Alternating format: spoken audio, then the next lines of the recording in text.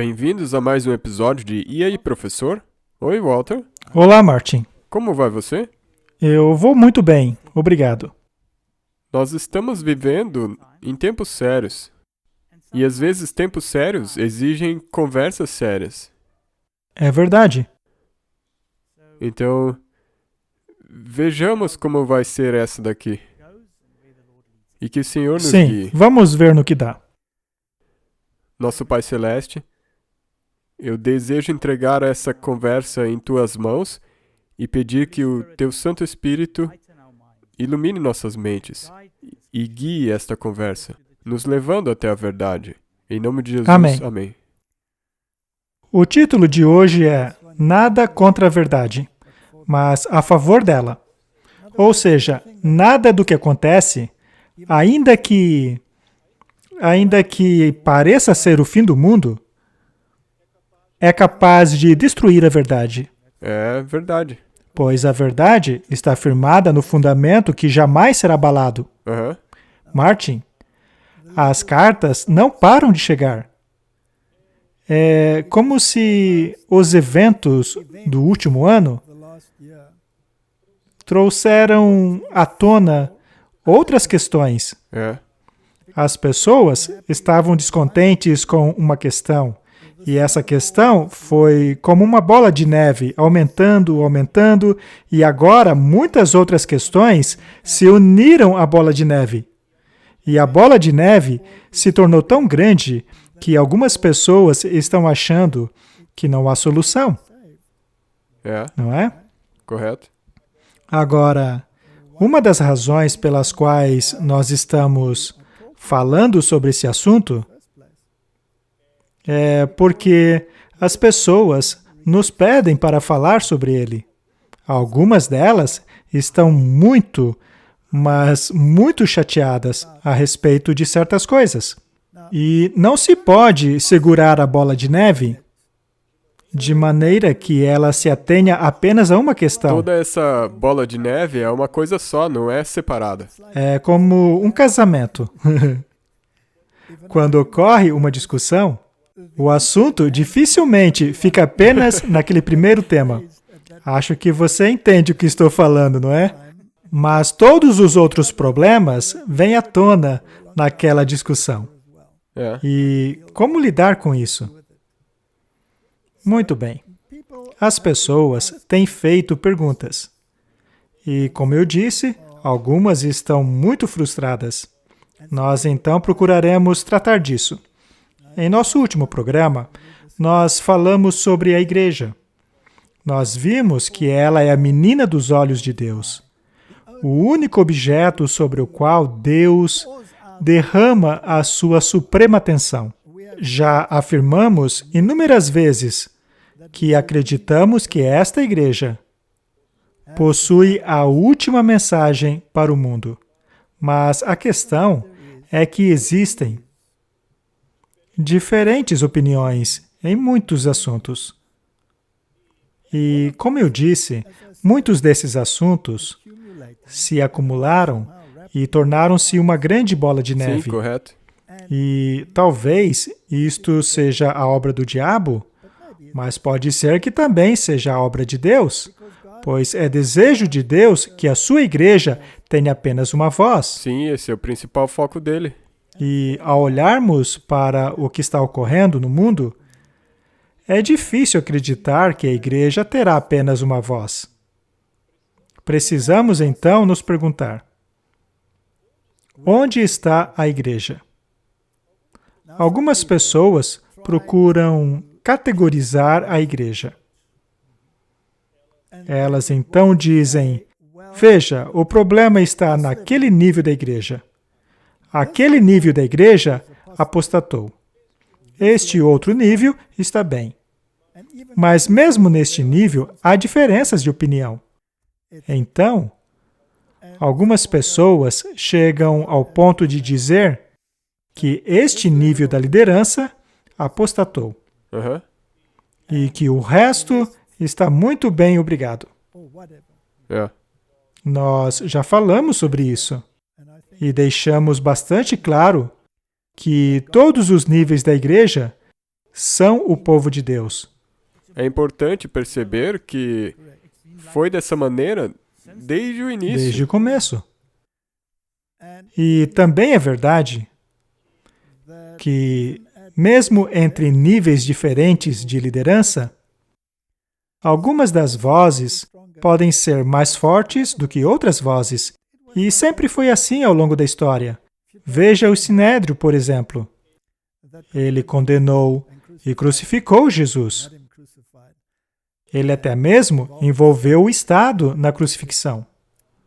Mas será que houve membros do Sinédrio que procuraram mantê-lo no caminho correto por muitas vezes, mas que eventualmente acabaram sendo ignorados e aconteceu o que aconteceu? Mas aconteceu porque era profético. Não importa o quanto eles procurassem segurar as pontas, pois as profecias se cumpririam de qualquer jeito. Mas a questão é, havia gente boa naquele nível? E depois eles não saíram e se uniram à igreja primitiva? Nicodemos não fez isso? José também não saiu? Sim. E muitos outros sacerdotes não fizeram o mesmo? Correto. Portanto, não podemos permitir que o sentimento de querer demonizar um nível específico tome conta de nós. Mas isto quer dizer que aquele nível está fazendo a coisa certa? O Sinédrio fez? Não mesmo. Não, ele não fez. Portanto, precisamos tomar bastante cuidado com aquilo que dizemos. Vamos então fazer um resumo dos principais problemas. Sim, o assunto que tem incomodado as pessoas. Muito bem.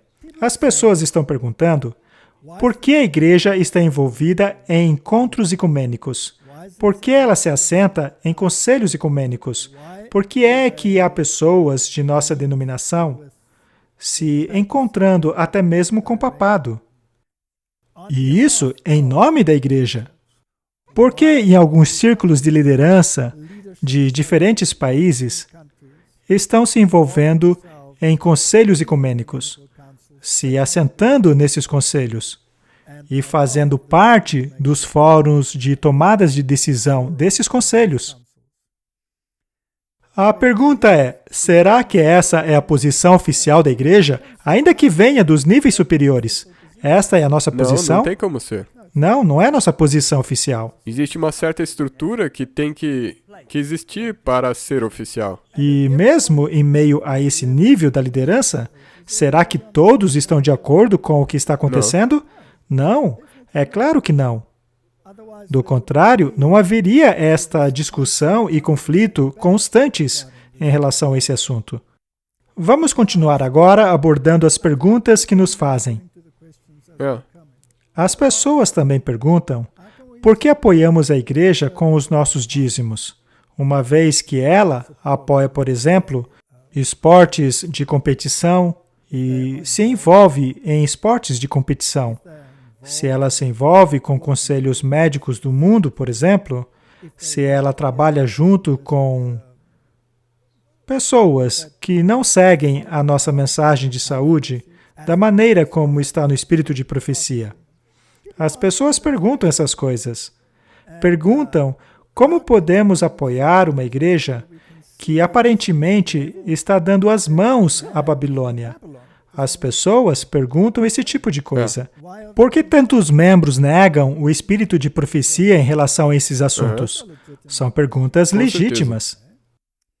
Uma pessoa que escreveu diz não mais frequentar a igreja de sua região, pelo modo como o culto divino é conduzido lá. Segundo ela, não há nada de divino naquele culto. Por exemplo, os hinos foram todos substituídos. O culto se parece mais com um show do que um culto divino. Há baterias e diz respeito à reverência por Deus. Todas essas questões. E isso não é um caso isolado. Acontece no mundo todo. Correto. Será então que, por causa disso, colocaremos toda a igreja dentro de uma sacola para jogá-la fora? Portanto, eu achei que seria bom falarmos sobre isso. E, quem sabe, pode ajudar se eu compartilhar um pouco da minha própria experiência nesse assunto ao longo dos anos. Há quanto tempo você já está na igreja? 33 anos. Então eu tenho certeza que você tem algumas histórias para contar. Eu tenho muitas histórias. Algumas delas não são boas. Ainda assim, todas elas são importantes, pois elas nos ensinam. No fim das contas, cabe a nós decidir se estas experiências nos tornarão pessoas melhores ou piores. Podemos condenar toda a igreja e sair fora dela. Ou podemos agarrar aquilo que é bom e dizer, assim como Moisés, Senhor, risca o meu nome do livro da vida, mas poupa-os. E sabe, muitas das histórias tiveram uma reviravolta no final. Porque nada é engessado. As coisas são fluídas. A humanidade precisa fazer escolhas. Pode ser que hoje você esteja de um lado do muro, como Paulo, por exemplo. Sim. E no dia seguinte, estar do outro lado. Correto? Quem sou eu para saber se uma pessoa tem jeito ou não? Quem sou eu para saber se Deus já concluiu a obra dele naquela Nós pessoa? não devemos julgar. Há uma dinâmica fluida. E de quem que é essa igreja? É a igreja de Deus. Então, é Ele que é o dono. Muito bem. Mas a questão aqui é que eu entendo o porquê dessas perguntas, e eu já estive lá. Eu, provavelmente, já estive mais envolvido do que as pessoas são capazes de imaginar. Eu tenho verdadeiros volumes de correspondências entre mim e essas pessoas. E é sempre a mesma batalha, de novo, de novo e de novo. Se você permitir que esta luta se torne pessoal, ela vai acabar com você. Eu estou nessa igreja por pouco tempo. E mesmo estando pouco tempo, eu tenho que concordar com o que você disse. Se você levar isso para o lado pessoal, então com certeza você não vai continuar junto. Ela vai acabar com você. Você vai ser destruído, você vai ficar com depressão. É isso mesmo. Você não sobreviverá. Portanto, esta batalha não é nossa. Ela pertence ao Senhor. E não se pode fazer nada contra a verdade. Só se pode fazer algo pela verdade. Até mesmo aquilo que aparenta ser contra a verdade, no final é revertido a favor dela. Vamos iniciar esta conversa com algumas citações do Espírito de Profecia. E então, vamos puxar um pouquinho a memória para ver as coisas de uma perspectiva diferente. Pois é possível focar tanto naquilo que é errado que não se pode mais ver o correto. E às vezes também não entendemos o porquê das coisas erradas. É verdade. Vamos então nos aprofundar um pouco nessa questão. Eu quero assegurar a audiência de que não importa o que aconteça, Deus é que está no controle. A vontade de Deus será feita, mas o modus operandi dele pode acabar sendo incompreensível, pelo menos para a mente humana. É um pouco não do jeito que você pensaria. Não. Nós faríamos de um jeito completamente diferente, mas ao se fazer um retrospecto, vemos que era a única maneira. Vamos ler um parágrafo do Espírito de Profecia. É do livro O Maior Discurso de Cristo. Controvérsia que desperta mentes. Em cada século, Deus escolheu mensageiros que foram vilanizados e perseguidos. Ainda assim, através de sua aflição, o conhecimento de Deus foi espalhado. Cada discípulo de Cristo deve se alistar e levar adiante a mesma obra, sabendo que os seus inimigos não podem fazer nada contra a verdade, mas a favor da verdade. É uma bela frase, não? É o intento de Deus que a verdade seja evidenciada e torne-se tema de exame e discussão, ainda que ela seja vista com desprezo. Não dá para explicar melhor que isso. Você não pode. Existe uma esperança durante toda essa sua caminhada. Sim, As mentes das pessoas devem ser agitadas. Cada controvérsia, cada reprovação, cada esforço para restringir a liberdade de consciência é uma forma de Deus despertar as mentes, que, do contrário, poderiam pestanejar. Hoje, muitas pessoas acordaram. Exatamente porque há consternação no mundo, não é verdade?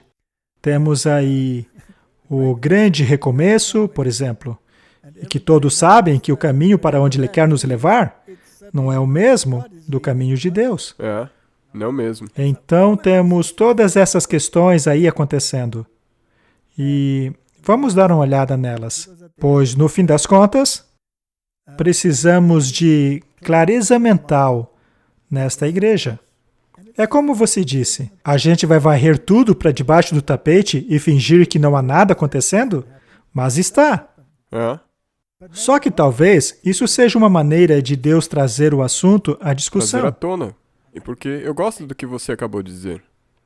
Nós acordamos. Muitos despertaram.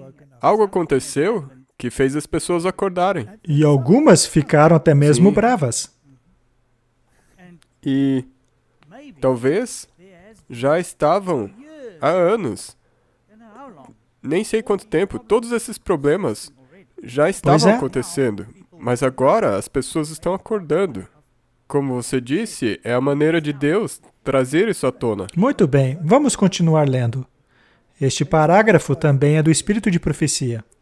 O estado de corrupção e apostasia nos últimos dias foi apresentado ao profeta João na visão de Babilônia, aquela grande cidade que reina sobre os reis da terra. Apocalipse 17, 18. Antes de sua destruição, deve ser dado o chamado celestial que diz: saia dela, povo meu, para não participarem de seus pecados, para não receberem de suas pragas.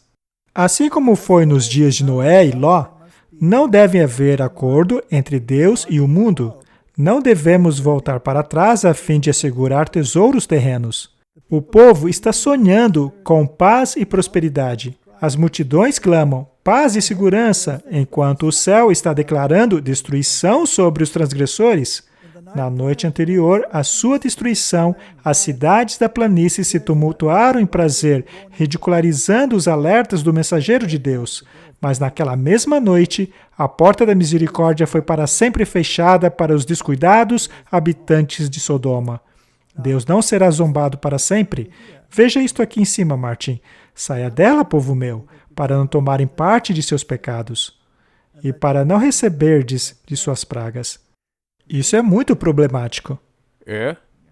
Está causando uma grande agitação. Em um concílio ecumênico, isto daqui não soa muito bem. Não. É um elefante branco no meio da sala.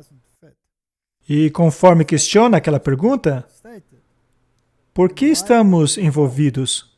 Bem, algumas pessoas acreditam que, ao nos envolvermos, a mensagem de Deus é difundida? Bem, deixa eu lhe contar uma história. Eu estava em um país lá do norte. Não vou dar mais detalhes. O que interessa, no fim das contas, é a história em si. Mas, na ocasião, eu fui convidado para fazer uma campanha pública. Mas antes da campanha começar, eles me pediram, por favor, para que eu não falasse nada contra os laticínios. Afinal, essa era a principal comida daquele lugar. Eles também me pediram para não dizer nada a respeito do papado, ou da Babilônia, ou de sair dela, pois eles tinham um relacionamento muito bom com esta outra organização. Eu então disse a eles que não havia razão para uma campanha pública, pois afinal, o que é que diríamos para as pessoas? Que existe um problema e que as pessoas precisam sair desse problema. E eles então providenciaram um encontro com a liderança. E os líderes me disseram que eles estavam em um grupo de conselho com todas as outras igrejas com as quais eles tinham excelentes relacionamentos e que, portanto, eu não deveria dizer nada sobre essa questão. Martin, afinal, quais são as 3 mensagens Não dá angélicas. para ignorar ela. Então não podemos dizer quem é a besta, o que é a sua marca, o que é a Babilônia. Como dizer isso sem dizer? É. Eu então perguntei há quanto tempo eles tinham esse bom relacionamento e responderam por 17 anos. 17 anos? E quantas pessoas das outras igrejas se converteram para a nossa? Para a verdade? Nenhuma, disseram eles. E eu respondi, desculpa, mas a estratégia de vocês não está funcionando. É claro que eles não aceitaram isso muito bem. Mas, no fim da história, eu acabei fazendo a campanha. Eu fiz uns ajustes aqui e ali, mas tivemos batismos. Então, esta é uma questão muito delicada. Ela depende do sentimento das pessoas. Agora, tendo eu mesmo saído de Babilônia, como você sabe, foi difícil para mim entender que eles queriam justamente ter um bom relacionamento com Babilônia. Quantas perguntas você recebe sobre isso agora? Temos muitas perguntas em relação a As isso. pessoas que saem da Babilônia agora não conseguem Pois é. entender porque nós não estamos falando. Aham. Bem, eu cheguei à conclusão de que muitas pessoas que não conseguem entender a diferença entre a Babilônia e a Igreja de Deus têm a tendência de se envolver com o ecumenismo na tentativa de alcançar as pessoas assim. Vou contar mais 2 histórias da minha vida. Certa vez, eu fui convidado para evangelizar em um certo país. Um país bastante católico. Aham. Eu fui convidado pela Igreja Adventista do Sétimo Dia para fazer campanhas de evangelização. Na verdade, várias campanhas na região. Só que nem todo mundo ficou feliz com a ideia de eu estar fazendo campanhas por lá. Afinal, quando eu falo, eu digo a verdade, o que para algumas pessoas era um problema. Quando cheguei a este país, a cortina de ferro tinha acabado de cair. Todas as propriedades naquele país haviam sido confiscadas. Sim.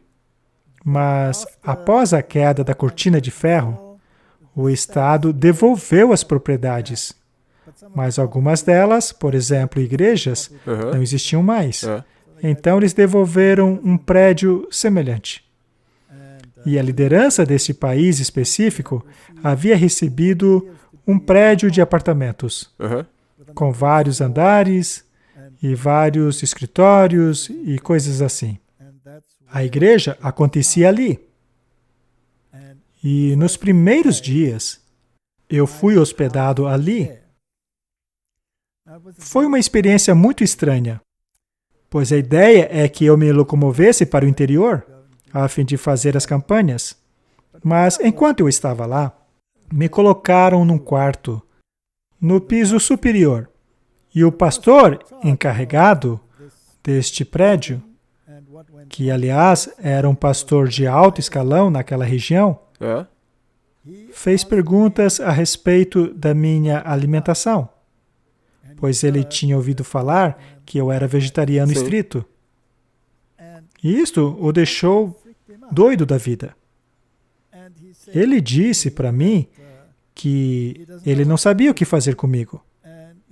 E não daria certo se eu fosse comer com ele. Afinal, a esposa dele não sabia cozinhar dessa maneira. Eu disse, pastor, veja, é muito fácil. Dê-me apenas coisas simples, como a batata, por exemplo. Não se estresse por causa de mim. Coloque uma batata ali no meu prato. Eu vou estar feliz. Não se preocupe comigo. Está tudo bem. Mas ele balançava a cabeça, horrorizado, pelo fato de alguém poder viver desta maneira. E aconteceu que eu acabei não comendo nada naquele dia. Eu esperei pacientemente. A neve tinha mais de 1 metro de altura. Eu olhei para fora, pela janela, e não via nada. a não ser uma pequena fumaça saindo de uma pequena vila lá longe, talvez uns 3 quilômetros, mas o meu prédio era basicamente isolado. É?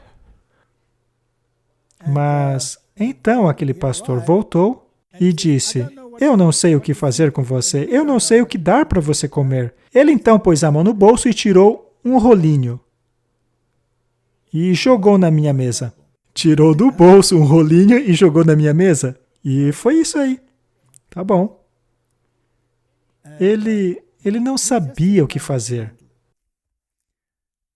Ele então chegou no segundo dia, trazendo 2 bolinhos.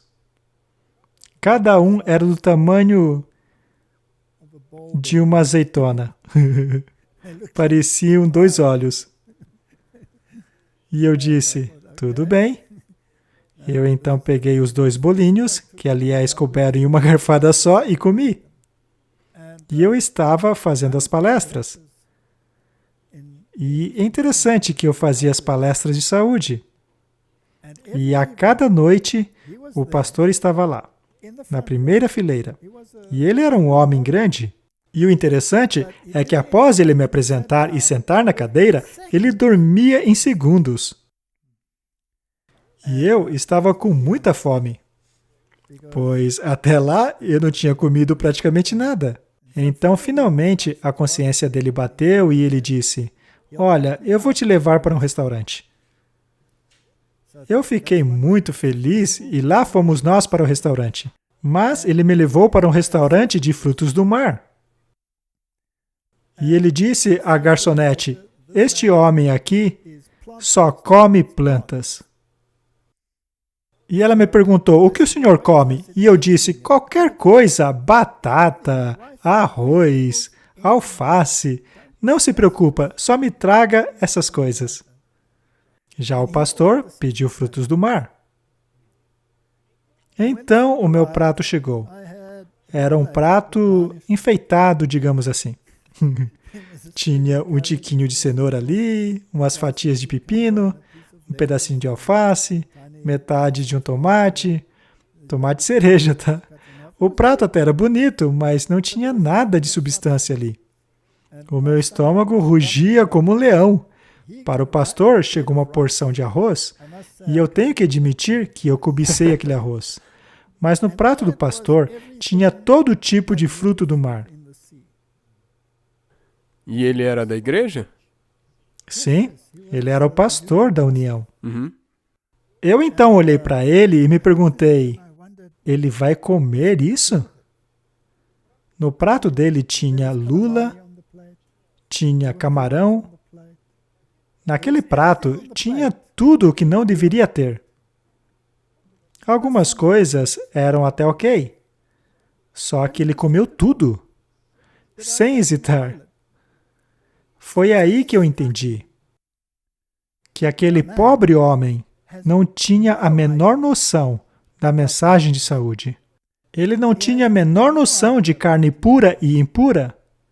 Como eu deveria esperar, então, que ele entendesse de onde eu vim? É. Nós éramos de planetas diferentes. Mas, enfim, naquela noite eu decidi que daria uma palestra sobre comidas puras e impuras. Mas é claro que não serviu para muita coisa, pois ele dormiu logo depois da introdução. Ele não ouviu nada. Mas aí algo aconteceu. Isso já faz vários anos. Foi após a queda da cortina de ferro. Faz muito tempo já, eu nem me lembro do ano. Foi neste prédio da União.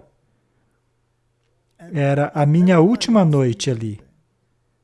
Depois da minha série de palestras, eu nem sei que efeito aquilo causou, mas naquela noite, chegou um pastor que iria me levar até o local da pregação.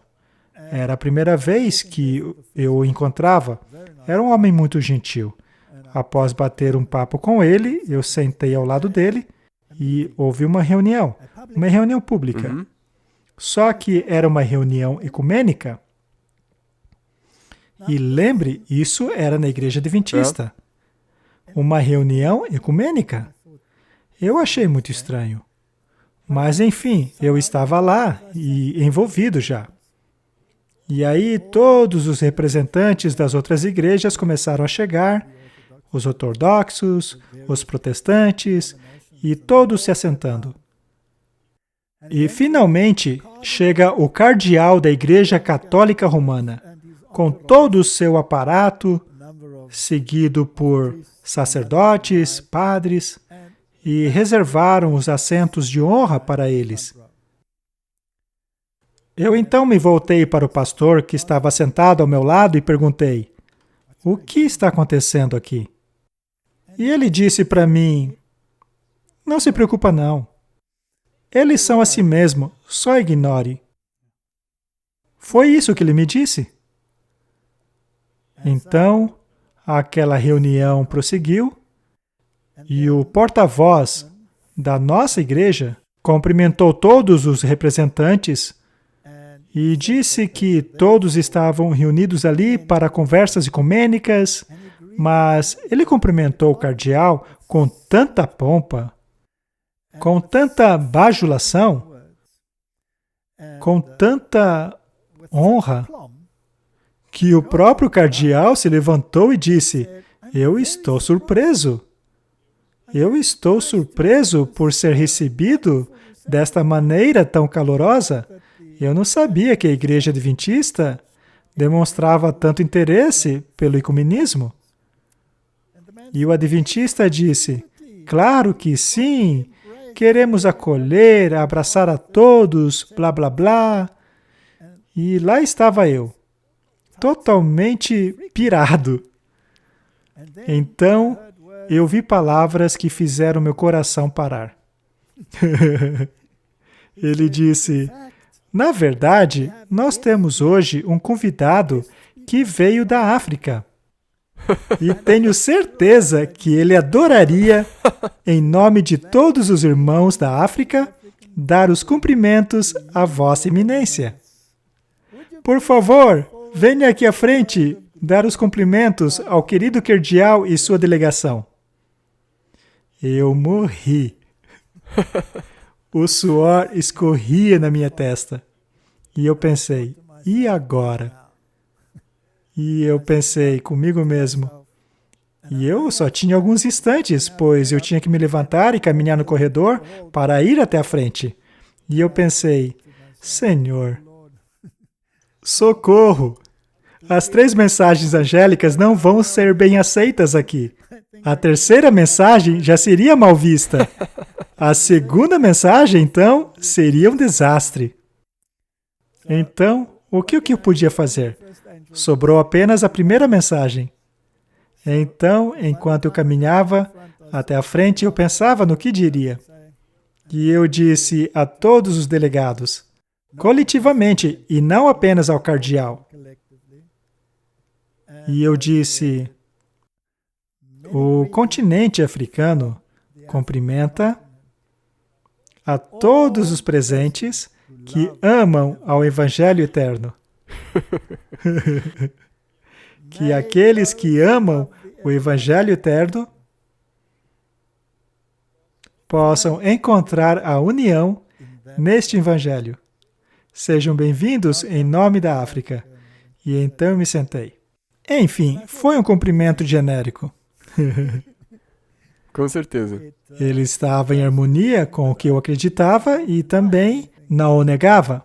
E você passou a primeira mensagem angélica. O cumprimento conteve uma pequena parte. porção da primeira mensagem angélica. Nós então saímos dali e seguimos viagem para a minha campanha de evangelismo. O pastor me levou com ele. Mas que contraste! Foi como dia e noite. As comunidades daquele período, logo após a queda da cortina de ferro, eram muito pobres. Quando chegamos a estes lugares, a hospitalidade, a maneira como eles nos tratavam, a comida que nos deram, eles eram vegetarianos. eram tão gentis e unidos por um laço em comum. Foi uma experiência maravilhosa.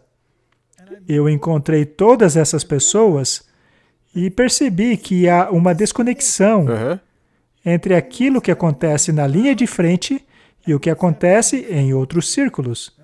Este foi um caso extremo. E isso te deu uma base para futuros episódios que aconteceriam com você. Exato. E veja, eu não conhecia o restante da liderança. Apenas aquele pastor que era líder e aquele segundo pastor, que foram os que falaram comigo. De resto, eu conversei com as comunidades e os pastores de campo e vi que estes estavam de acordo com a verdade. Todos acreditavam na Bíblia e no espírito de profecia. Tudo bem, pode ser que eles não tivessem conhecimento de tudo, mas eles amavam tanto a mensagem que aquilo me deu muita coragem. Então, esta é apenas uma das histórias que tem a ver com o concílio ecumênico. Nós daremos mais exemplos daqui a pouco. E começou com a mensagem de saúde, que deveria ser universal dentro da igreja. Sim, mas você consegue entender que se você vem de um desses históricos, você não compreende todos os detalhes. Mas será que Deus os condena a todos porque não entendem algumas coisas? Não. Claro que não. Ele só te considera responsável por aquilo que você teve luz e rejeitou. E você a rejeita.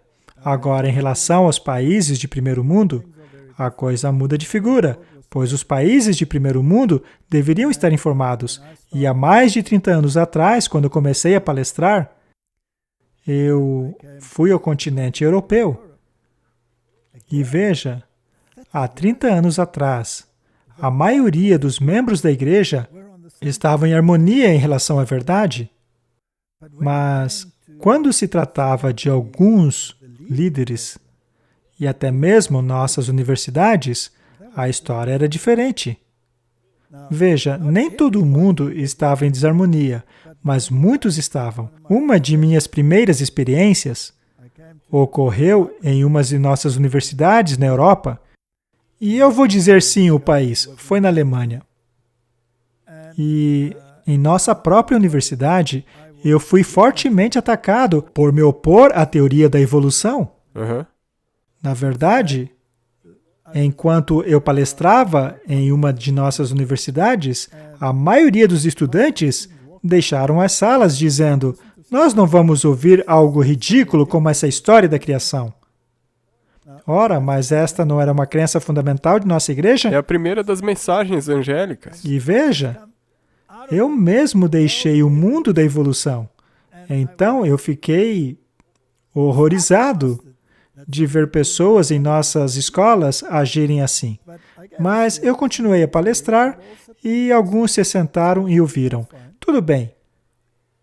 Mas não era uma experiência fácil. Bem, mas a questão é que eles trabalhavam para a igreja. E a igreja, em sua maioria, acredita na mesma coisa. Deveriam saber que para ser um adventista do sétimo dia é necessário se acreditar na criação, nos 6 dias literais da criação. Acontece que este não era o caso de alguns da liderança. Então, de novo, nós temos aqui essa noção de que a posição oficial da igreja é a criação em 6 dias literais. Sim. Mas mesmo assim, haviam alguns, mesmo na liderança da igreja, que não estavam aderindo a isso. Correto? Ao olhar para minha própria experiência, quais foram as questões que levantaram os maiores problemas? Número 1, a Terra Jovem. Terra Jovem e criacionismo. As pessoas não tinham problemas, por assim dizer, com o criacionismo, mas elas tinham um grande problema em relação ao mecanismo da criação. Muitos deles não acreditavam nos 6 dias literais da criação. Outro assunto que levantava grande oposição é que eu falava sobre o vegetarianismo. Vegetarianismo estrito. O que para eles era um absurdo, pois todos faziam uso de laticínios. Este assunto criava grandes problemas. Na verdade, já em minha primeira campanha evangelística na América do Norte, cartas chegavam antes de mim, alertando a comunidade para não me deixar falar sobre saúde, pois eu era perigoso. Ele vai dizer que laticínio faz mal. Isso da sua própria associação. Na minha própria conferência.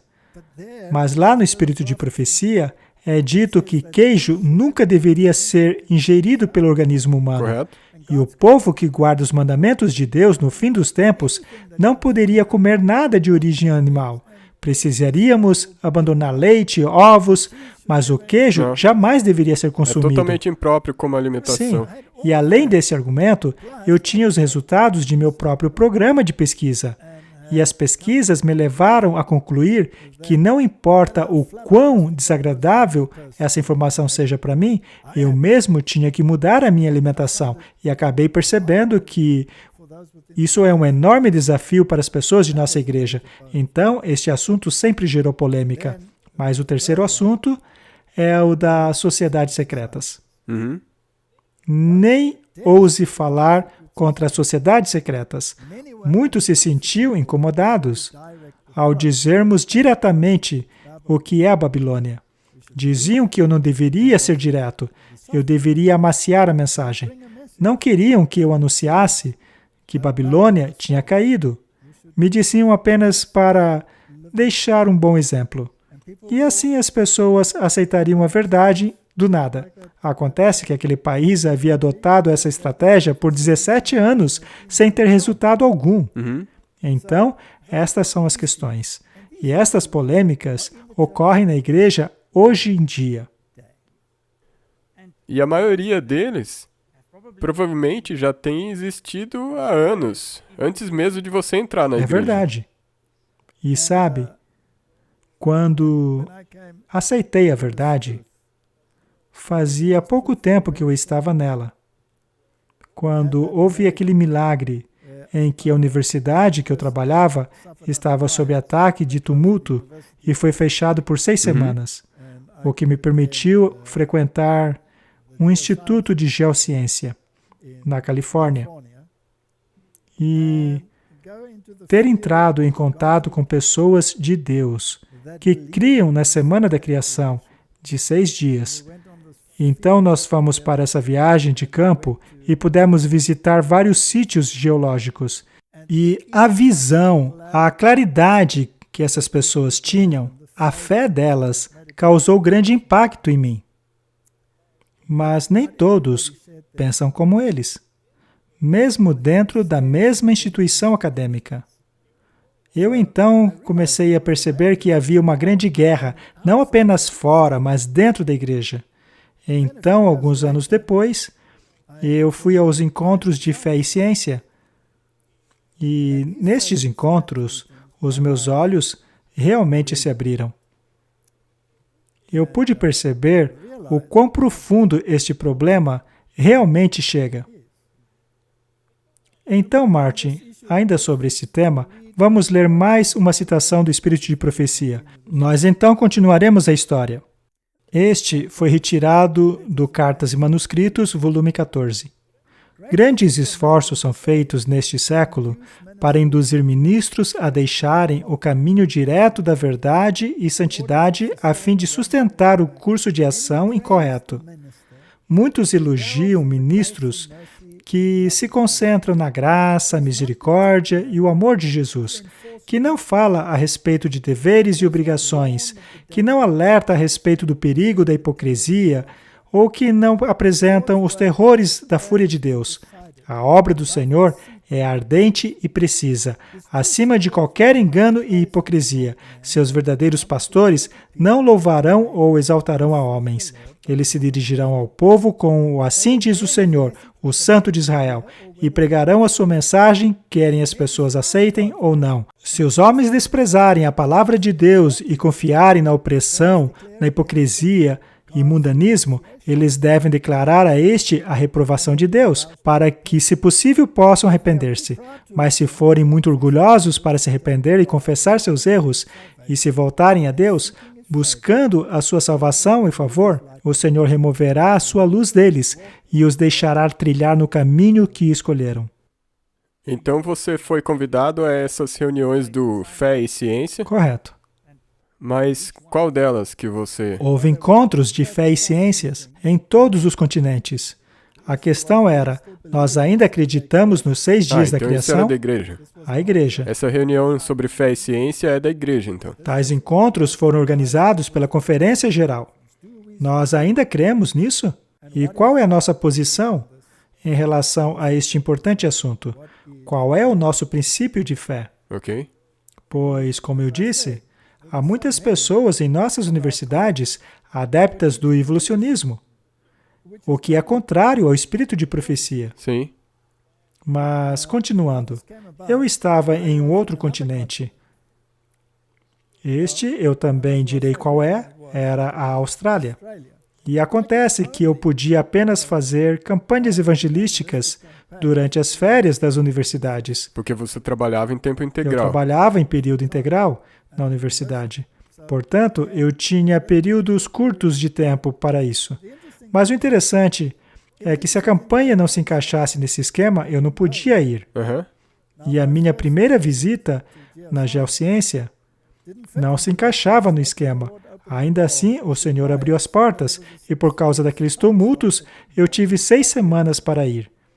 Foi muito bom. E lá eu encontrei aquelas maravilhosas pessoas que eram criacionistas e haviam escrito livros maravilhosos a respeito de criacionismo e evolucionismo. Eu já tinha esbarrado no material, mas não tinha me impressionado.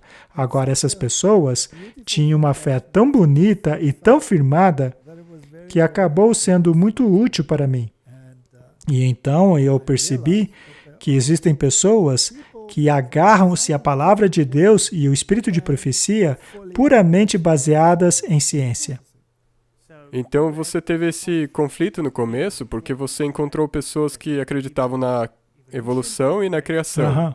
E agora você tem de novo a sua fé na denominação. Deixa eu explicar. Eu já havia aceitado a verdade, mas o meu conhecimento ainda tinha lacunas. E ainda depois disso, continuaram algumas lacunas. Mas com o passar do tempo, elas foram se fechando, até que eu tivesse 100% convicto na Bíblia Correto. e no espírito de profecia. Mas continuando. Então me convidaram para a Austrália. E mais uma vez, chegaram lá cartas antes de mim. Cartas que alertavam a respeito da minha mensagem de saúde. Elas diziam, não deixe esse homem falar de saúde. Então, quando cheguei lá, a recepção foi muito fria. Para não dizer coisa pior. A própria liderança da igreja de lá me tratou muito friamente por causa dessas cartas. Elas vieram de várias fontes diferentes, porque a dieta vegetariana estrita, ou vegana, era algo incompreensível para as pessoas, exceto para os adeptos do movimento da nova era. Mas dentro da igreja, esta alimentação não era aceita. Então, eles me recepcionaram muito friamente. Mas eles estavam contentes que eu pudesse falar sobre criacionismo, evolucionismo, coisas assim, mas em relação aos outros tópicos, com certeza não fui bem-vindo. E então, fui convidado a falar em uma das nossas grandes universidades daquele país. Eu fui ao departamento de ciência e lá dei algumas palestras a respeito de criacionismo e evolucionismo. Agora, Martin, que tipo de reação você esperaria de uma instituição que supostamente acredita na Bíblia, no espírito de profecia? Você supõe que seria bem aceito, não é? Especialmente porque eu mostrei evidências atrás de evidências de que a Bíblia é baseada na verdade. Mas, muito pelo contrário, minha recepção lá também foi muito, mas muito fria. Exceto por uma pessoa de lá, que era muito culta. E ele era um recém-converso. E algo me chamou a atenção. Em algumas instituições nossas, a nível universitário, os tentáculos do pensamento secular haviam se infiltrado e as pessoas estavam com medo de serem ridicularizadas por terem um ponto de vista diferente. Então eu percebi que havia bastante animosidade ali. Mas esta história tem uma virada interessante. Bem, enquanto eu estava lá, eu visitei um lugar em que Ellen White morou enquanto esteve lá. E ela viveu numa casa chamada Sunnyside, que hoje é um museu. É um museu. E eu entrei naquele museu com a minha mulher. E eu fiquei empolgado, pois eu poderia tirar muitas fotos. Eu sempre estava pensando em evangelizar, em maneiras interessantes de levar a verdade ao mundo secular.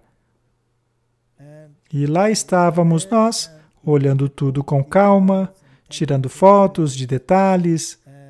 Havia vitrines com vestidos que ela usou. Veja, nós normalmente temos esta ideia austera de uma senhora que só usava preto, mas ela tinha alguns vestidos com cores também, bem interessantes para aquela época. E havia um homem nos observando.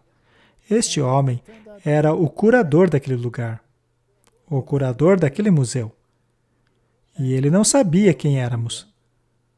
E enquanto andávamos tirando foto, ele perguntou: "De onde vocês são?" Nós respondemos, e ele perguntou: "Por que vocês têm tanto interesse nisso? Por que tiram tantas fotos?" E eu respondi: "Eu posso utilizar essas fotos para evangelizar também." E ele então respondeu: "Você realmente acredita no espírito de profecia?" Eu disse: "Claro que sim. Eu comecei a minha pesquisa justamente me baseando no que diz o espírito de profecia. E eu envolvi um monte de alunos nessa pesquisa, na tentativa de mostrar que o que está escrito ali é, na verdade, fato científico.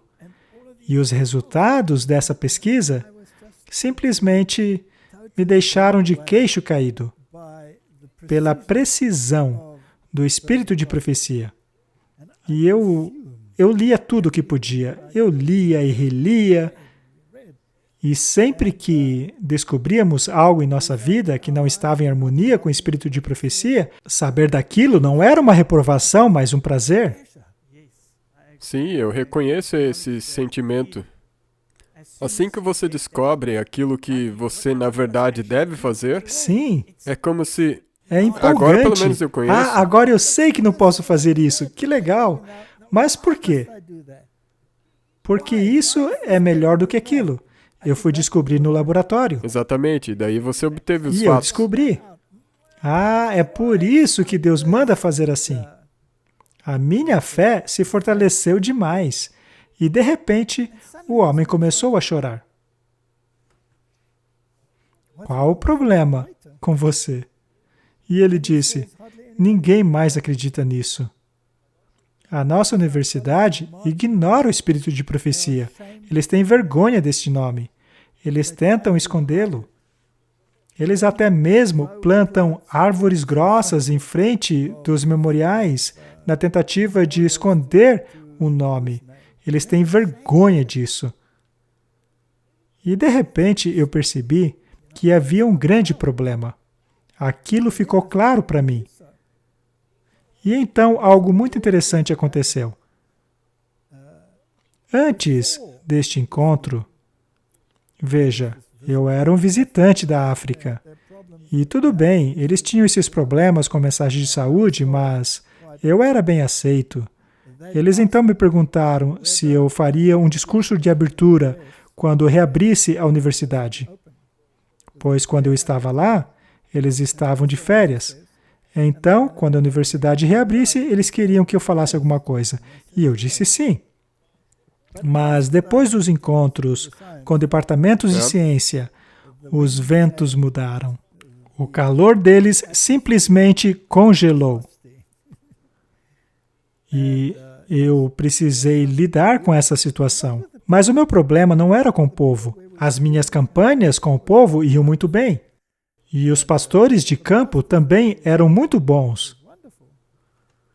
Mas o clima com a instituição em si se tornou muito fria. Então, um dia eu recebi um telefonema e a pessoa diz: veja, algo aconteceu e você não precisa mais fazer o discurso. Uma das figuras de liderança do local fará esta palavra: o seu serviço não são mais necessários. E eu disse: tudo bem. Eu meio que imaginei já por quê, mas enfim. Chegou o dia o qual ocorreria esta abertura. Era a noite anterior, e no meio da noite, o telefone toca, lá no hotel onde eu estava. E a pessoa do outro lado do telefone perguntou se eu era tal e tal, e eu disse sim, sou o Walter Veit. E a pessoa disse: sabe, houve um imprevisto e a pessoa que faria a abertura não poderá ir por causa de um luto em sua família. Você ainda pode fazer? E eu nem lembro que hora eram, acho que eram 2 da manhã. E eu disse: claro, se você puder me levar até lá, eu faço sim. E a pessoa disse: tudo bem. Então eu acho que é uma questão de a mão esquerda não saber o que a direita faz. Surgiu uma crise e alguém lembrou que eu havia sido um requisitado e depois cancelado, e talvez eu ainda estivesse disponível. A pessoa não sabia a razão por trás disso, mas enfim. Então, eu cheguei lá, naquela manhã, para dizer uma palavra, e eu percebi que algumas pessoas da instituição ficaram horrorizadas ao me verem lá. A ideia é que eu falasse por 40 minutos. Lá estava eu e minha esposa sentados no auditório, aguardando pelo início do evento. Os alunos estavam todos por lá. E eu então notei um burburinho ali no meio dos irmãos. Eu então percebi que eles estavam tendo uma discussão bastante acalorada. E aí um deles chegou ao meu lado e disse: olha, eu sinto muito, mas aconteceu aí um problema e você não poderá mais falar por 40 minutos. Você pode falar em no máximo 10 minutos? Então, todo o discurso que eu havia preparado para a abertura teve que ser reduzido para apenas 10 minutos, que não adiantou para nada. Mas aí ele foi embora. E continuaram com a discussão deles. E algo interessante que vi ali foi um festival de música, que lembrava mais um festival de música pop do que qualquer outra coisa. Tinha bateria lá no palco, tudo isso. E constatei então que eles removeram 30 minutos do meu discurso para o concerto musical deles. Eu sabia que houve uma interposição ali. Aí, quando chegou a hora de falar, me perguntei: que mensagem posso deixar a este jovem? O que posso dizer em 10 minutos? 10 minutos passa muito rápido. Para você, com certeza não é um tempo muito longo. Olha, é verdade. Enfim, eu tinha apenas 10 minutos. Eu então subi no palco, cumprimentei a todos os presentes e fiz uma introdução muito rápida a respeito de onde eu tinha vindo no mundo, como eu cheguei a abraçar a verdade, o porquê que hoje eu acredito no criacionismo e por que a Bíblia e o Espírito de Profecia são totalmente confiáveis em relação à criação. E eu então apontei o meu dedo dessa maneira e disse: todos vocês estão aqui em uma instituição adventista. E se alguém aqui disser para vocês que Deus não criou o mundo em 6 dias literais, não acreditem nele. Esta pessoa não conhece a verdade. Confie na Bíblia e no Espírito de Profecia. Eu então disse mais uma coisa ou outra, e todos eles se levantaram para aplaudir. Aí eu fui embora depois dos meus 10 minutos. E acabou havendo muita consternação, pois aqueles 10 minutinhos foram bastante significativos.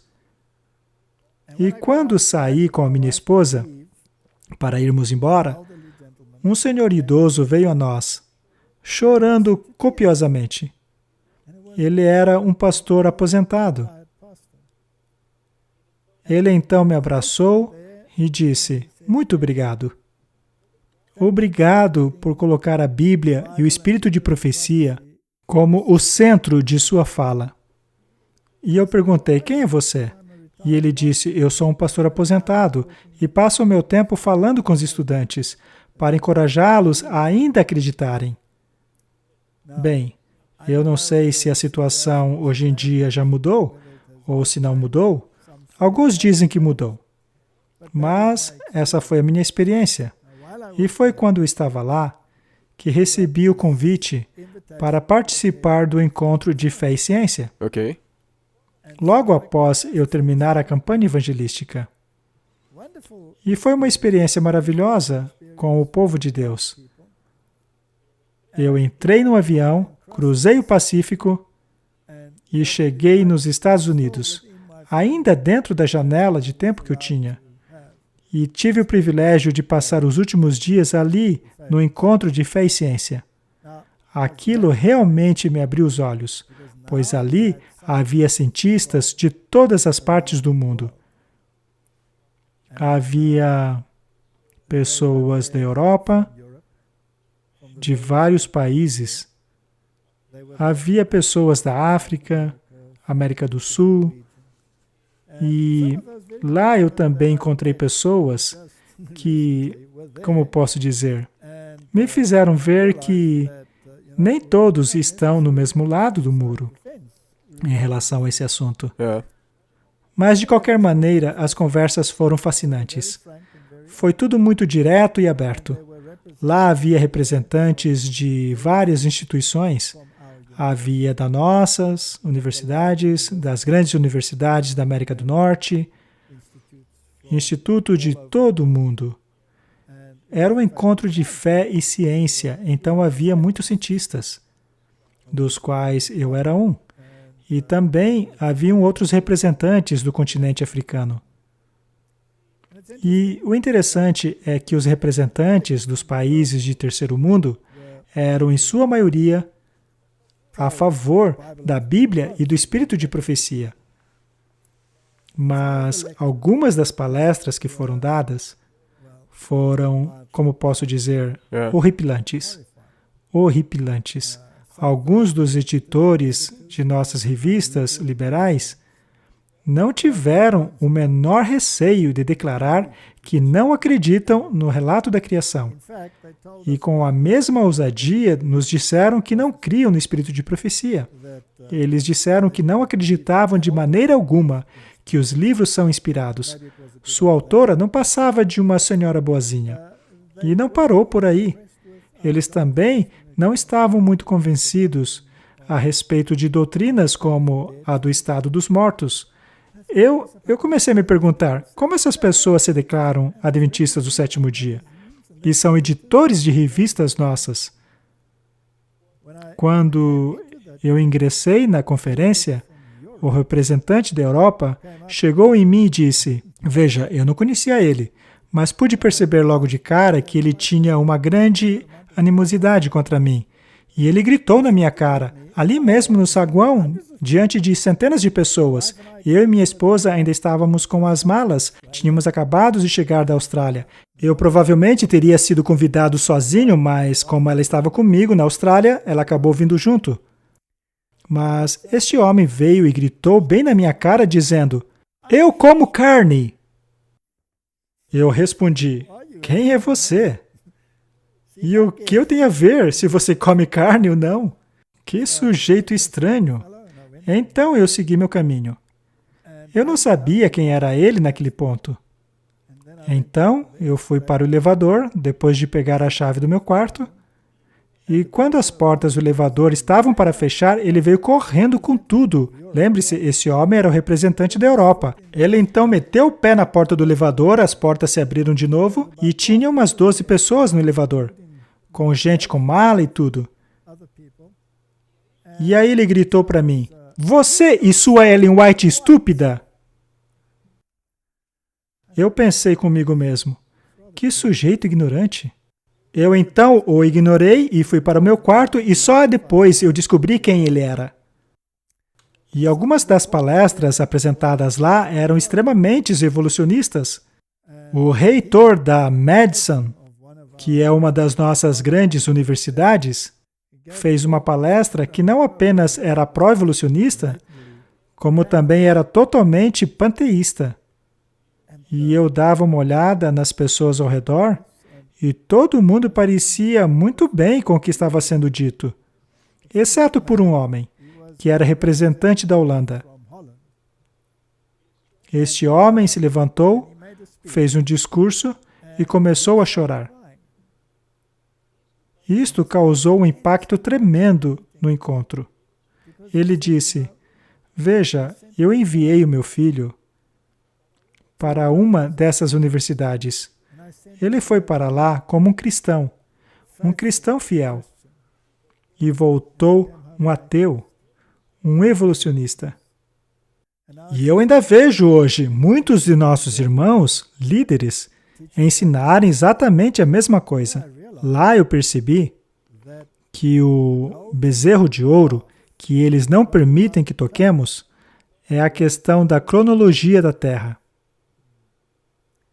Sabe, eles não se importam nem um pouco que nossa doutrina diga que Deus criou o mundo em 6 dias.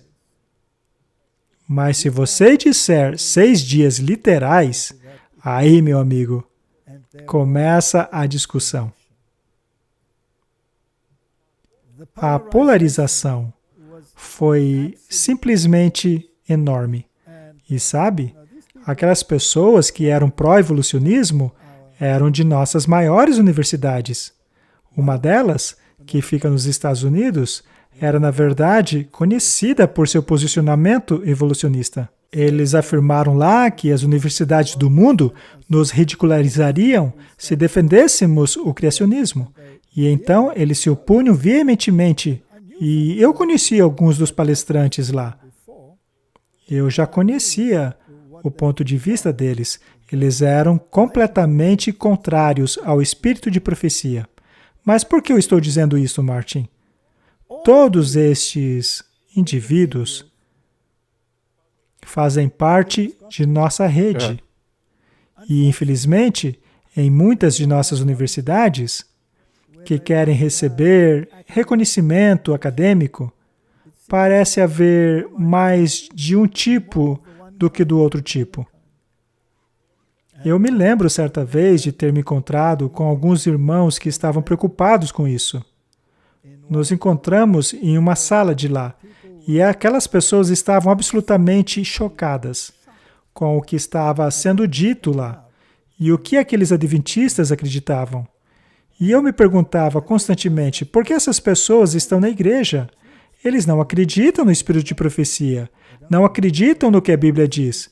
O que elas estão fazendo aqui? E é isso o que as pessoas estão perguntando hoje. E eu não acho que é uma pergunta injusta. Não, claro que não.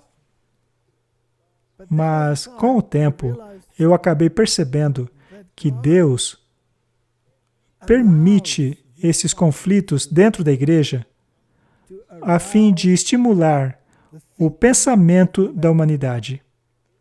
Ele permite que os dois lados apresentem os seus argumentos para que as pessoas tomem a sua decisão. Sim. E umas de nossas universidades, que eu considero a mais apóstata nesta questão do criacionismo e evolucionismo, é aquela dos Estados Unidos. Ela era muito contrária ao meu ponto de vista, que é a favor da Bíblia e o espírito de profecia. Bem, aconteceu que eu fui convidado a falar lá pela juventude. O Grêmio Estudantil me convidou, e mais de uma vez. E houve uma preocupação tremenda por causa disso. A liderança não queria que eu fosse lá. Mas o Grêmio dos Estudantes disse, vocês não mandam na gente, nós somos um corpo independente. E então, lá fui eu. E foi inacreditável. Os estudantes estavam todos ali, mas lá atrás estavam também todos aqueles elementos. E eu tinha permissão para explicar o meu ponto de vista. E eu defendi o criacionismo, fiz um apelo bem forte para o Grêmio Estudantil para acreditarem no que a Bíblia diz e não permitirem serem doutrinados a crerem que a Bíblia é somente um conto de fadas. E Martin, você deveria ver como aqueles elementos reagiram. Eles instigaram os estudantes a fazerem certas perguntas para mim, perguntas que você não esperaria virem nem do mundo secular. Eram perguntas tão antagônicas ao evangélico, aliás, contrárias ao próprio Senhor Jesus. E eu fiquei completamente horrorizado. E pensei, se este é o tipo de sentimento que essa instituição está ensinando a vocês, se é isso que estão recebendo dela, saiam daqui. Não venham para cá. Mas se continuarem a estudar aqui, se apeguem à Bíblia e ao espírito de profecia. Você acha que eu dei um mau conselho? É reestabelecer a verdade, colocando ela em seu devido lugar. É verdade. Agora, esta guerra entre criacionismo e evolucionismo ocorre em todos os níveis, até mesmo em meu próprio país. Eu dei cursos nas universidades daqui sobre fé e ciência, enquanto eu ainda dava aulas lá. Eu fiz isso como um favor. Mas quando passei a não dar mais conta do meu trabalho na universidade, outros me substituíram e voltaram a ensinar o evolucionismo. Portanto, é um pêndulo que vai para criacionismo, evolucionismo. Depende de quem está na liderança do curso. E isso é algo que ocorrerá na igreja até o final dos tempos. Agora faço a pergunta. Será então que eu vou deixar a igreja porque existem pessoas nela que lutam contra a doutrina da criação?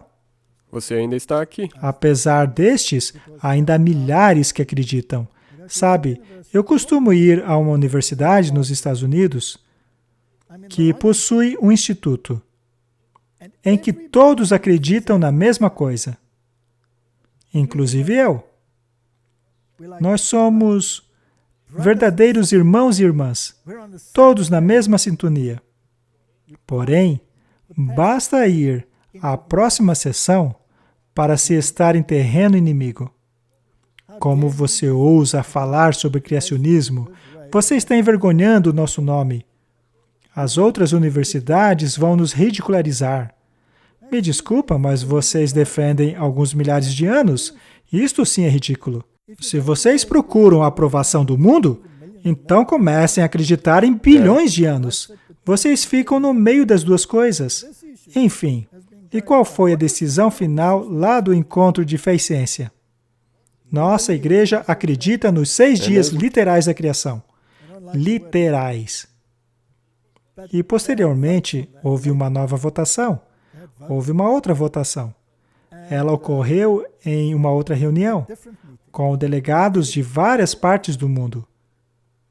Foi uma votação com cartões de cores diferentes, para sim e para não. Existem vídeos desta votação, você pode assistir. E você pode ver claramente os representantes europeus e alguns outros do Pacífico e outros dos Estados Unidos, eles votaram contra. Eles não acreditam nos 6 dias literais da criação. Ainda assim, a esmagadora maioria acredita. Ora, eu vou deixar a igreja porque alguns representantes dela querem estar em harmonia com o mundo? Mesmo que se for a liderança? Bem, era a liderança. Era uma grande proporção da liderança. Não saia da igreja. Muito bem. E o que fazer nessa situação? Sim, é isso que muitas pessoas querem saber. Esta é a pergunta, não é? O que fazer numa situação desta? A resposta é: acredite na Bíblia e no espírito de profecia. A Bíblia e o espírito de profecia me dizem que a Igreja de Deus tem uma mensagem final para a última geração deste mundo. O primeiro anjo diz: adorai a Deus e dá-lhe glória.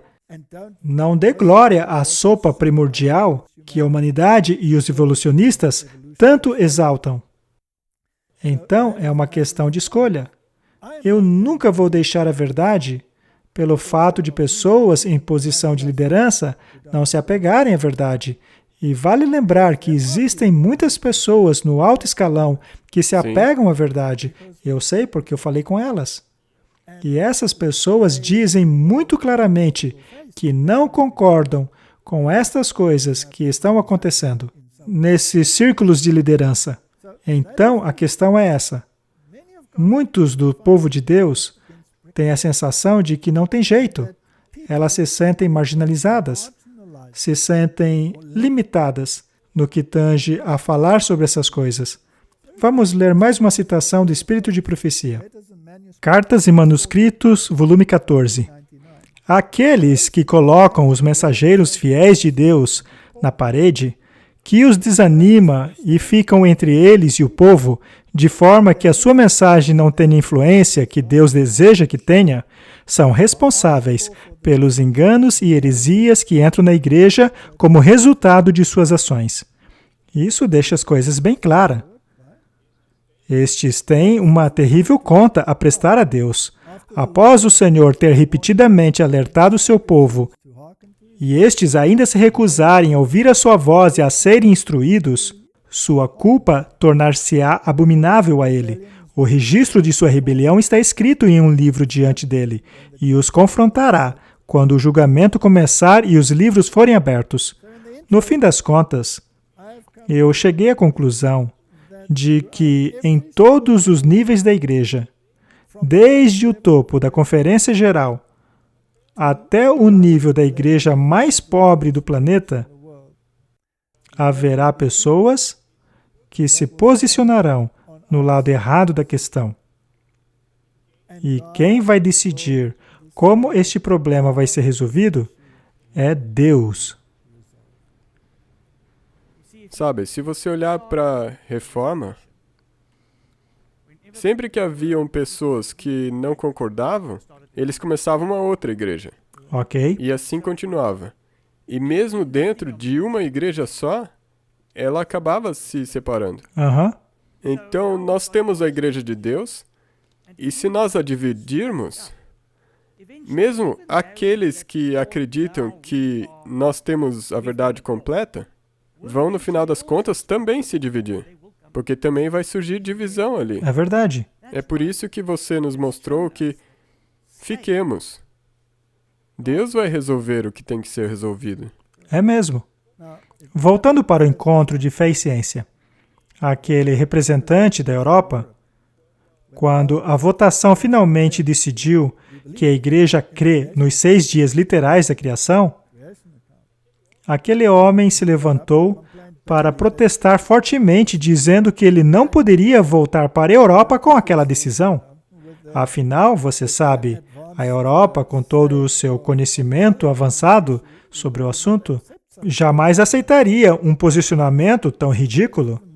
Mas o que também é interessante é que aqueles representantes que supostamente deveriam representar a nossa igreja na Europa estavam apenas representando a si mesmos, já que a maioria ali discordou do que eles estavam defendendo.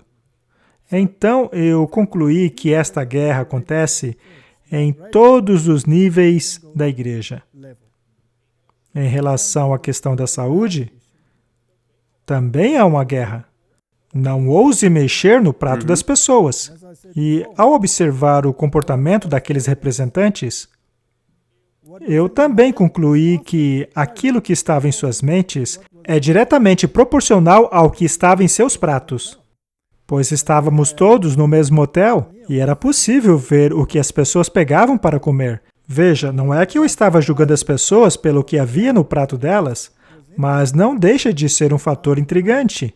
E havia uma correlação entre os seus discursos e o que havia nos pratos. Quando eu comecei a palestrar sobre reforma da saúde na Europa, e no Pacífico, na América do Norte, havia muitas pessoas que se opunham fortemente e chegavam até mesmo ao ponto de valerem-se de instituições seculares para ridicularizar a nossa mensagem.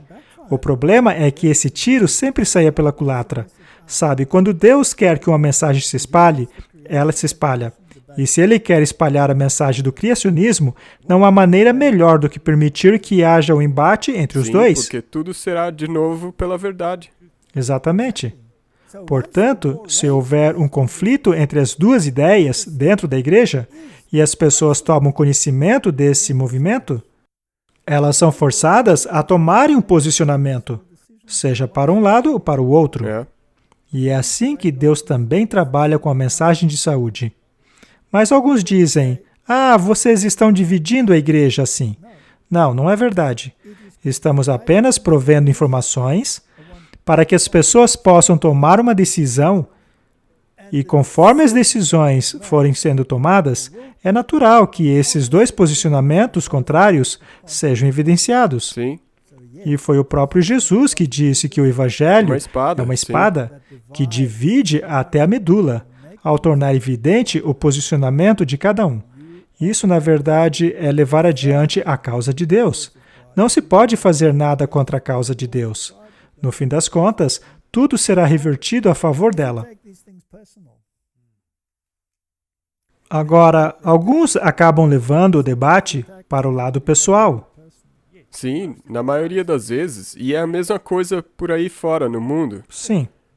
Quando eles não conseguem te pegar nos fatos, daí começa a virar uma briga pessoal. Sim, acaba chegando nesse ponto. Às vezes, os argumentos tornam-se armas. Por exemplo, estas pessoas de nossas revistas liberais. E olha, nós temos revistas bem liberais. Bem, acontece que essas revistas chegam até mesmo a ofender aqueles que discordam delas. Eu me lembro lá na Europa, a primeira vez que eu estive lá foi durante o inverno, lá na Alemanha, na parte norte da Alemanha, perto do Mar da Noruega. E acontece que esse mar estava congelando. E eu vim da África. Você por acaso já viu um mar congelar? Não. Nunca? Você já viu um lago congelado? Não. Não. Não estamos acostumados a isso. E naquela ocasião, o mar todo estava congelado. Era possível até mesmo caminhar da costa até o barco ali no oceano. É claro que eu não andei porque era longe, mas daria para ter andado até o navio. Eles então me levaram lá e eu caminhei sobre o mar da Noruega. Que experiência para alguém que veio da África, não é? Então, em um de meus sermões, eu mencionei que era uma coisa fantástica poder caminhar sobre o mar congelado. Eu achei aquilo incrível. Bem, logo em seguida, publicaram em uma dessas revistas liberais o seguinte: Walter Veit acha que é Jesus, pois ele caminhou sobre a água. Portanto, com argumentos como esse, é fácil levar para o lado pessoal. Mas o melhor é ignorar. Agora, quanto à questão da saúde, as minhas palestras sobre este assunto causaram um grande rebuliço por lá. Mas o curioso é que 33 anos depois, todo mundo concorda que este é o estilo de vida mais saudável. Mas no início foi uma verdadeira guerra. Já não faz 34 anos? Porque senão daqui a pouco eles vão começar a dizer nas publicações dele 33, Walter Veit disse que ele é um maçom. Eu não duvidaria disso. Mas, continuando, eu cheguei de volta à África e descobri que uma dessas revistas tinha publicado que eu tinha ficado muito doente pelo fato de ter adotado esse estilo de vida. Disseram que a dieta estritamente vegetariana tinha acabado comigo. E aconteceu que esses artigos tornaram-se cada vez mais sensacionalistas e finalmente chegaram ao ponto de publicar o seguinte: Walter Veit diz ao mundo, por favor, ignore o que eu disse. Eu estou muito doente por causa do estilo de vida que preguei. E aí começaram a espalhar a notícia que eu havia morrido. Então recebemos ligações lá da Europa. Minha esposa atendeu o telefone e a pessoa disse: eu sinto muito de saber que o seu marido morreu. Como é que aconteceu? E minha esposa disse: o quê? E a pessoa disse: não, é que porque ele renunciou o estilo de vida dele, porque isso tinha deixado ele muito doente. E minha esposa disse: espera um pouquinho. Então eu atendi o telefone e disse: olá, tudo bem? Posso ajudar? E a pessoa não acreditava que era eu. E então eu disse: olha, eu estou muito bem, obrigado. E ainda no mesmo estilo de vida, eu não tenho a menor intenção de abandoná-lo. Seja lá quem escreveu esse artigo, ou é muito mal informado, ou é traiçoeiro mesmo. Então, foram esses tipos de coisa que aconteceram. Então, será que eu vou abandonar a igreja de Deus porque uma pessoa ficou doida e escreveu essas coisas? Não, É claro que não. com certeza não. Porque isso é uma coisa simplesmente para tentar tirar você dos É trilhos. isso mesmo. Vamos ler esta citação de Cartas e Manuscritos, volume 2. Satanás tem operado através de vários canais para concluir a sua obra má. Deus permitirá que homens de limitada experiências em todos os aspectos venham para dentro. Homens que não sabem o que é caminhar pela fé. Homens que não têm o espírito de abnegação e sacrifício. Satanás poderia sim insinuar a fim de influenciar a obra, e esses trabalhadores que são contrário àquilo que Deus tem constantemente colocado diante de seu povo, pela sua palavra e pelo testemunho de seu espírito. É sempre assim, Martin. Aham. Não importa qual tema de discussão, se é a criação contra a evolução, ou mesmo a reforma da saúde, o coração de tudo é sempre a palavra e o testemunho. Aí está o coração de tudo. Essa que é a nossa âncora. Isso mesmo. Se você coloca essas coisas de lado, você será levado embora, sem âncora, e a correnteza te levará para a Babilônia. E você não pode depender de só um deles, mas de ambos. Sim. A palavra e o testemunho. E uma coisa triste é que eu encontrei pessoas ali nesse encontro da fé e ciência que estavam super firmadas do lado da Bíblia e do espírito de profecia. Porém, por estarem na companhia deste outro grupo, acabaram mudando de lado. Foram arrastados. Eu cheguei a um deles e perguntei: o que aconteceu com você? Por que você está permitindo ser arrastado por essas teorias? E ele olhou para a mesa e disse: isto é o ômega. E eu disse: se você acha que isso é o ômega, por que agora faz parte dele? Saia fora daí. Firme a tua fé na Bíblia e no espírito de profecia. O argumento deles não agrada nem a Deus e nem ao mundo. Você será ridicularizado do mesmo jeito.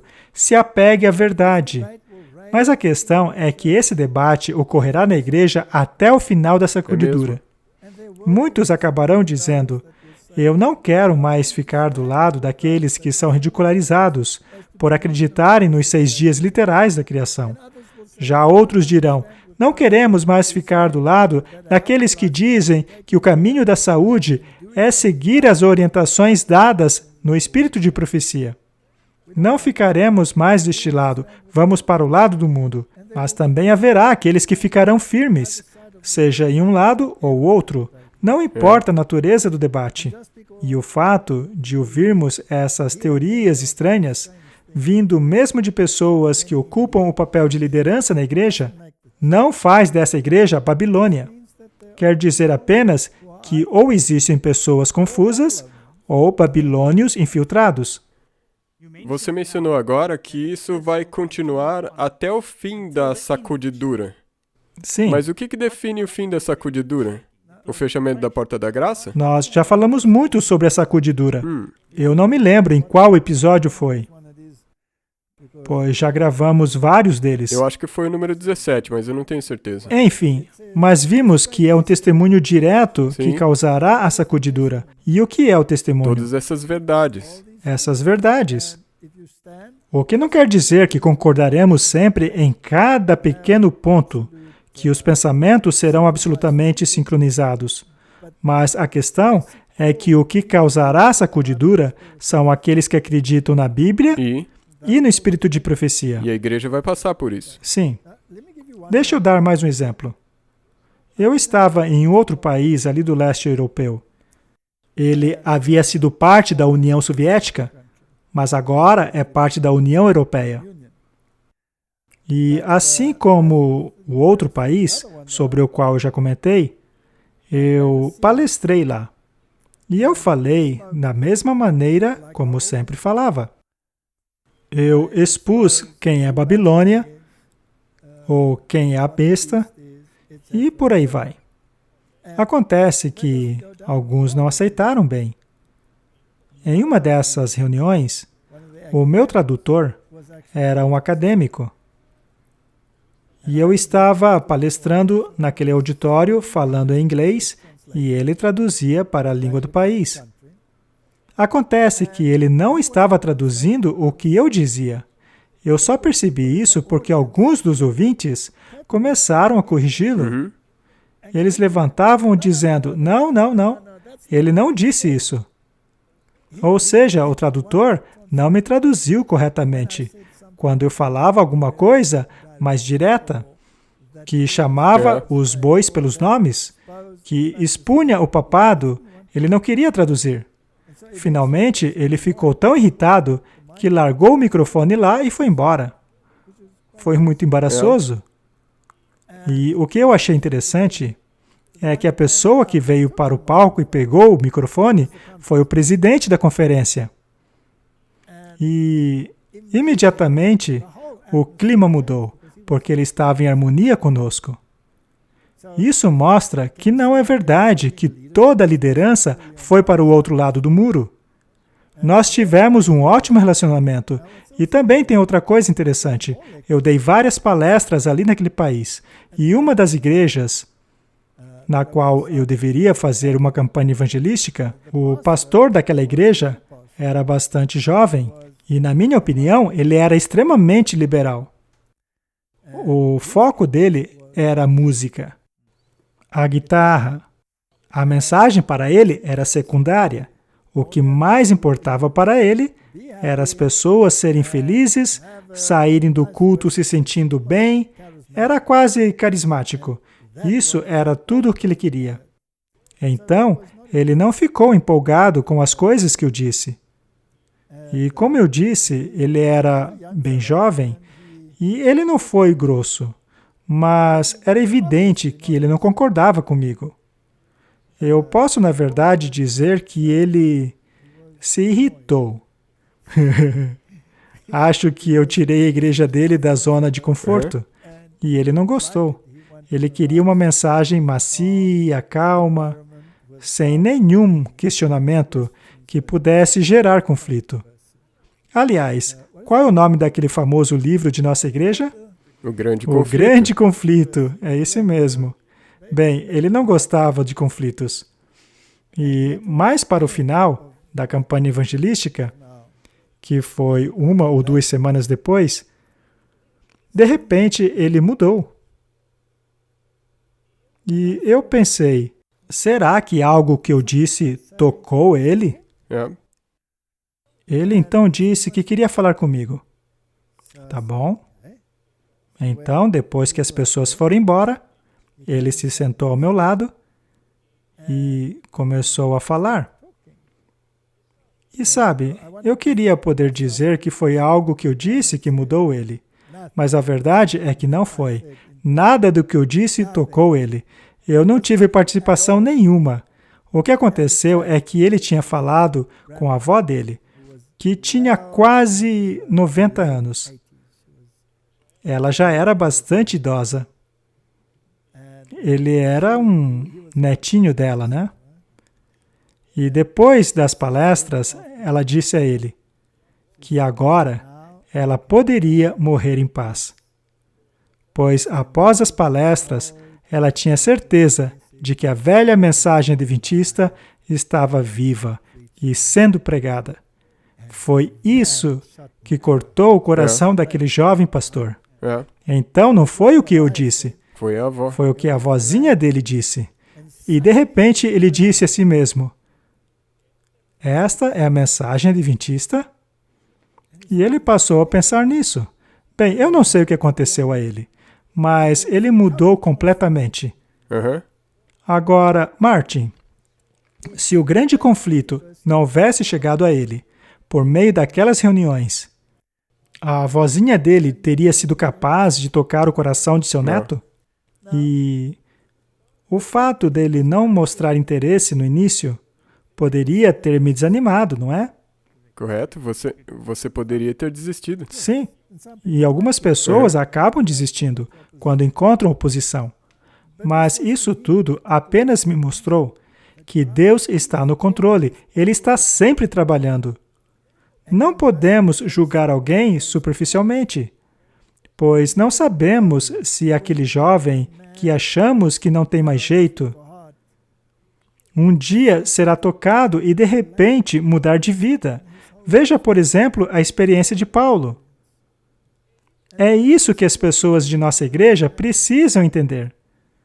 Precisamos entender que há um conflito, que há grandes razões para haver debate e divisão. E haverá, sim, um desenvolvimento decisivo de lados dentro da igreja. A sacudidura será uma dolorosa experiência. Não vai ser só o mar de rosas pelo qual nós vamos passar. Pois é, Deus nunca disse que essa vida seria um mar de rosas. E é por isso que eu gosto da Bíblia. Deus é honesto. Ele diz que teríamos aflições neste mundo. Você se acha capaz de beber o cálice? Porque você certamente vai bebê-lo. Eu já tive muitas experiências com a liderança da nossa igreja. Algumas delas foram fantásticas. Já outras eu nunca compartilhei, pois eu não quero passar a impressão de que eu quero derrubar a igreja ou coisa assim. Mas às vezes, ouvindo o que você compartilhou, eu encontro novamente encorajamento e esperança em histórias como essas. E, por favor, não condene toda a liderança apenas porque alguns agem de maneira contrária àquilo que você pensa ser o correto. Sabe, eu já passei por situações bastante sérias. Como alguns sabem, eu acabei sendo banido de certos países. Eu já fui acusado, já fui entregue às autoridades. Eu já passei por muitas coisas. Algumas delas foram muito dolorosas. Mas o que importa é qual foi o resultado dessas situações. Será que tudo isso foi apenas um ataque à minha pessoa? Ou será que o ataque era contra uma doutrina atrelada ao evento? Ou seja, a minha pergunta é: o que é que Deus queria trazer à tona com aquele evento? Neste caso, a nossa pessoa deve ficar no segundo plano. O que acontece conosco não é mais importante. O resultado importa. Será que alguma verdade foi exaltada? Sabe, talvez poderemos falar sobre isso em um futuro programa, pois tenho muitas coisas para compartilhar. Eu sempre fui muito relutante em dividir essas experiências, pois as pessoas poderiam me dizer: por que você está contando tudo isso? Mas sabe de uma coisa? Eu conto porque aconteceram. E a razão pela qual eu não contei muitas dessas experiências é que elas podem ser dolorosas. Mas, parando para pensar, elas, na verdade, podem ajudar algumas pessoas a entenderem que a questão vai muito além do que os seus sentimentos pessoais. Quando a igreja lida com esta igreja, todo mundo, do nível mais alto ou mais baixo, está no meio de um processo de formação. E não temos como saber quando aquela experiência transformadora ocorrerá.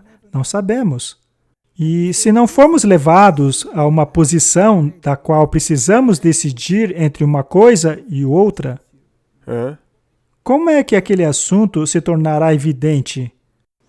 Portanto, ao tentarmos responder às perguntas dessas pessoas sobre por que isso ou aquilo está acontecendo na igreja e por que a liderança tomou aquela atitude ao invés da outra, eu gostaria de levá-los a considerar por que Deus está permitindo isso.